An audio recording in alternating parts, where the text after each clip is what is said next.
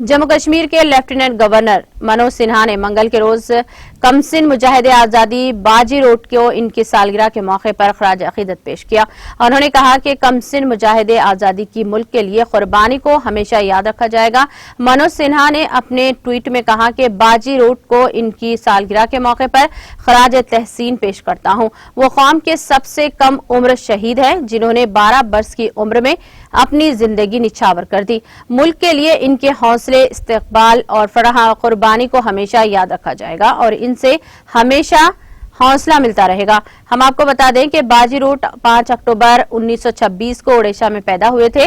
उन्होंने उड़ीसा के जिले भोबन के नीलकांतपुरा घाट पर 11 अक्टूबर 1938 की रात बरतानवी फौज को दरियाए ब्रह्मणी पार करने से इनकार किया था, जिस पर बरतानवी फौज ने आग बगुला होकर इन्हें गोली मारकर शहीद कर दिया था।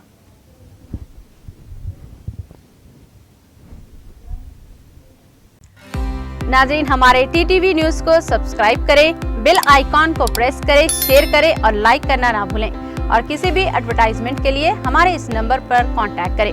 हमारा नंबर है 9550102020 पर।